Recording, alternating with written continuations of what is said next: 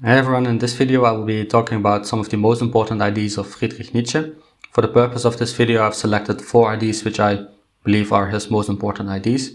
Of course he had many other important ideas, so if you believe some ideas should be added to this list, then please let me know in the comments below as well. So of course Nietzsche was one of the most interesting and inspiring philosophers to have ever lived, and he was not afraid to question everything, in particular the ideas and customs which were previously considered to be unquestionable. And as a result, his ideas, they are still often quite controversial. Sadly, however, part of this controversy surrounding Nietzsche's ideas arises because his ideas are often misinterpreted. And to some extent, I think we might actually blame Nietzsche for this, because his writings are relatively complicated and he often writes in riddles while he's openly displaying his own thought process, making it hard for us to really understand what he's trying to tell us. Therefore, I thought it would be worthwhile to make this list of some of his most important ideas so that we can address some of these misinterpretations and some of the controversy surrounding his ideas as well. So the first idea which I would like to discuss is the idea of the death of God, and this is also one of his most misinterpreted ideas as well. So when I was a bit younger, I would often come across some of these backpackers in foreign countries wearing this kind of t-shirt with Nietzsche's face, and there would be written that God is dead. And somehow this kind of t-shirt would be a sign of freedom. The person that would be wearing it would try to convey, look, I'm free because God is dead and he's not watching me. And these t-shirts, they kind of indicate that the idea of the death of God would be some kind of triumph for mankind. And although it's certainly true that Nietzsche did indeed declare the death of God in the following passage, for example, God is dead, but given the way of man, there may still be caves for thousands of years in which his shadow will be shown, and we still have to vanquish this shadow too. However, Nietzsche did not see the death of God as a victory. Instead, he saw it as one of the biggest disasters which has ever befallen mankind, which I will try to illustrate now. So as I mentioned in the introduction, we can sometimes blame Nietzsche for the misinterpretations of his own ideas, and I believe that this also applies here. We can already observe from the quote previously that Nietzsche indicated that man still has to vanquish the shadow of God from all sorts of caves. And moreover, Nietzsche strongly criticized religion in his writings, and with it also the belief in God, arguing that religion is undesired because it is one of the strongest opponents of life. He wrote, for example, "Inasmuch as it says, God sees into the heart of man, it says nay to the profoundest and most superior desires of life and takes God as the enemy of life. The saint in whom God is well pleased is the ideal eunuch. Life terminates where the kingdom of God begins." So how then is it possible that Nietzsche believed that the death of God was not a victory but a disaster? Well, the answer is relatively simple. Nietzsche believed that man was not yet ready to live without God. The death of God came too soon, and there was not yet anything that could replace the idea of God. And even though the death of God gave man unlimited possibilities and freedom, man was not yet ready for this freedom, according to Nietzsche. He wrote, "Oh, the poor bird that felt free and now strikes the walls of his cage. Oh, when you feel homesick for the land as if it had offered more freedom, and there's no longer any land." As a consequence, according to Nietzsche, after man had killed God, man ended up floating around aimlessly through space, aimlessly through life. He wrote, "Whither is it moving now? Whither are we moving? Away from all suns? Are we not plunging continually, backward, sideward, forward, in all directions? Is there still any up or down? Are we not staying as though an infinite nothing? Has it not become colder? Is not night continually closing in on us? God is dead. God remains dead, and we have killed him." In order to compensate for this vacuum, Nietzsche argued that man constructed several false idols, which would never be valuable enough to compensate for the death of God. These false idols include, for example, the state, and also a type of man which Nietzsche called the last man, which is the exact opposite of the overman or the Übermensch, which I will discuss later in this video. So the state, for instance, only put more limits on the freedom of man, according to Nietzsche, and facilitated the lives of these kind of people which Nietzsche called the last man, who go only through life in the search for happiness and are not really interested in finding any true meaning. He wrote, "What is life? What is creation? What is longing? What is a star? So ask it the last man and blink it. A species is eradicable like that of a ground flea. The last man liveth longest. we have discovered happiness, said the last man, and blinked thereby. So to conclude, it's clear that there's a certain paradox present when discussing the meaning of Nietzsche's declaration of the death of God, creating the possibility for misinterpretation. So Nietzsche was a strong critic of religion, and as you have seen, he even argued that life ends where the kingdom of God begins.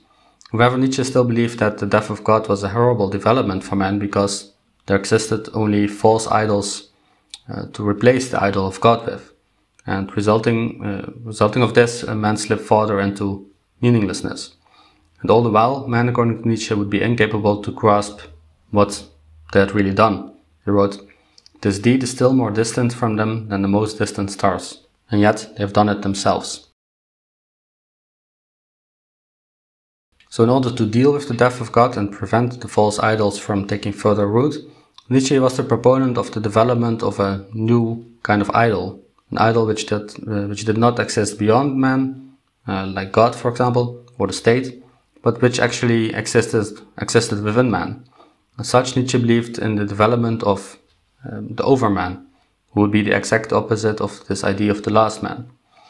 So whereas I believe we can in some ways blame Nietzsche for the misinterpretations surrounding the idea of the death of God, I believe Nietzsche was not himself at fault when it comes to the misinterpretations surrounding the idea of the overman, or the Übermensch. Sadly, these misinterpretations largely stemmed from the Nazis, who hijacked several of Nietzsche's ideas and theories, hijacking which was actually facilitated by Nietzsche's own sister, Elizabeth. Nietzsche, however, as we've seen previously, strongly opposed the control of the state, and as such it's illogical to use his theories to promote state control, for example. Instead, Nietzsche, he strongly believed that the individual should be able to make his or her own decisions, in particular when it comes to morality. And this does not mean that the individual can do whatever he or she wants, but that the individual should not be dependent upon institutions such as the church or the state to tell him or her how to be or how to think.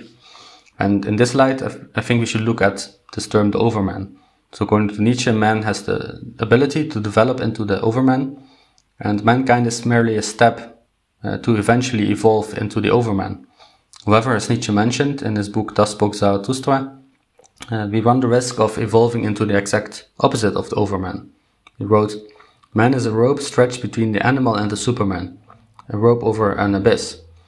And this idea of the last man is actually this abyss. So according to Nietzsche, within this abyss, man is confident that true happiness has been achieved. And according to Nietzsche, however, the last man, in this case, has mistaken comfort for happiness.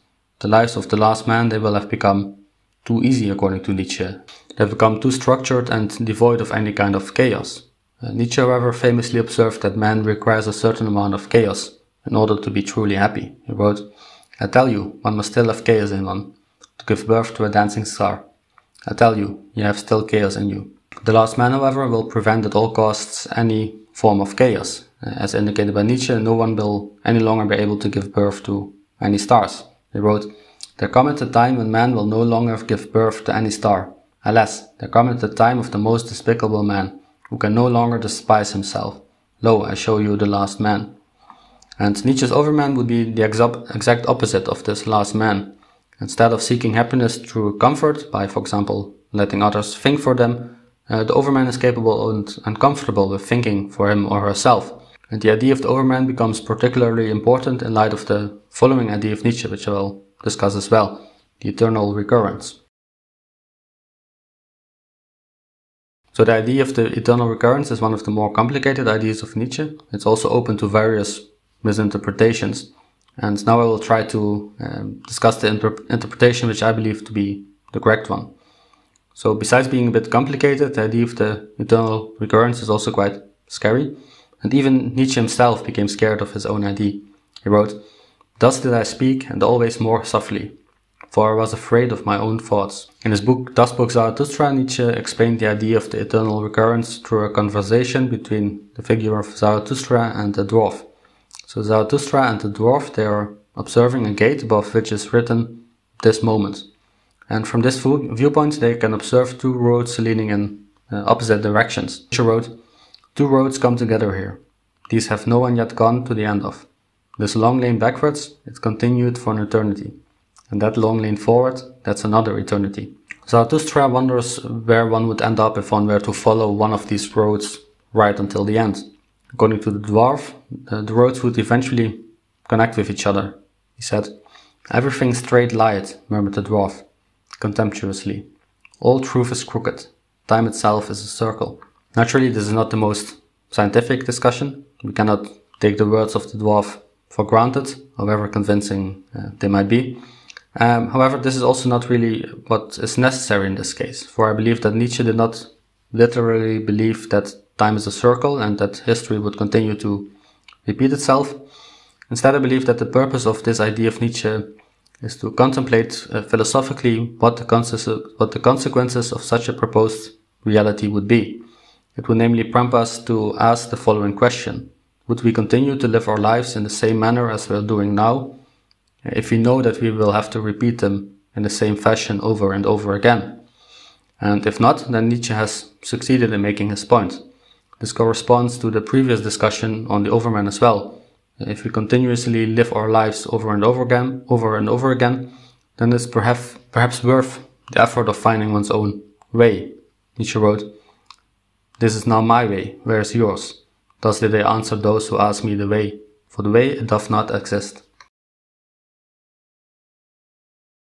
So the last idea of Nietzsche which I would like to discuss in this video relates to a lion, a camel and a baby, which doesn't make a lot of sense at first.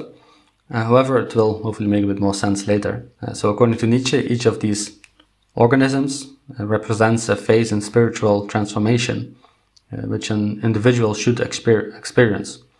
And interestingly, the first stage is not represented as one might expect by a baby. Instead, the camel represents the first stage. So in this stage, the spirit, being a camel, must carry many heavy burdens. And in this stage, the camel itself is interested in carrying these heavy burdens as well. These heavy burdens consist, for example, of all the things that one must do in order to be a part of society, such as customs and traditions. Nietzsche wrote, "What is heavy? So asked the load-bearing spirit. Then kneeled it down like the camel and wanted to be well laden." So at this stage, the camel will gladly pick up these heavy burdens, for they will give him enough weight to move out into the wilderness. Nietzsche wrote, "All these heaviest things the load-bearing spirit take it upon itself, and like the camel, which when laden hastened into the wilderness, so hastened the spirit into its wilderness." Then, however, after spending a considerable amount of time in the wilderness, which can be equated to the world or society, with all these heavy burdens and acquiring a lot of experience carrying these heavy burdens, then the second metamorphosis can take place. Similar to a lion, the spirit can now become the ruler of its own wilderness. And in order to rule his own kingdom in the jungle, the lion has to slay the great dragon, who is called Thou Shalt. Nietzsche wrote, "What is the great dragon which the spirit is no longer inclined to call Lord and God? Thou shalt is the great dragon called, but the spirit of the lion saith, I will." So this dragon, which the spirit must slay in order to become a lion, consists of all the values existing in the world, which previously had to be carried by the spirit of the camel. So in essence, the spirit has to learn to think for itself and question those things which it took for granted up until this point. And this might be difficult for the spirit, because the spirit might have found comfort in this idea of thou shalt. Nietzsche wrote, "As at holiest, it once loved thou shalt. Now is it forced to find illusion and arbitrariness even in the holiest things, that it may capture freedom from its love." So after slaying the dragon of thou shalt, the final transformation can take place and the lion can transform into its final form, which is a child. And one might be inclined to ask why the all-powerful lion must transform into a seemingly powerless child. According to Nietzsche, however, the child has a powerful capability which the lion does not possess. The child is namely capable of creating new values. It is capable to see the world in a different light as a newborn child. Nietzsche wrote, "Innocence is the child, and forgetfulness, a new beginning, a game, a self-rolling wheel, a first movement, a holy yea. Its own will willeth now the spirit, his own world winneth the world's outcast." Similar to a child, in this phase, the spirit can look at things as if it looks at them for the first time. And from these new observations and the new curiosity which goes with it, the child can create. The lion has to slay the dragon of thou shalt in his own world, whereas the child can create a new world entirely. Nietzsche believed that this capability of the child, the capability to create, is the most powerful capability one can possess. It also relates closely to the other ideas discussed in this video, in particular to the idea of the overman. Like the child, the overman has the capability to create new values. And as such, it can be argued that an individual can evolve into Nietzsche's overman by going through these 3 stages of spiritual transformation.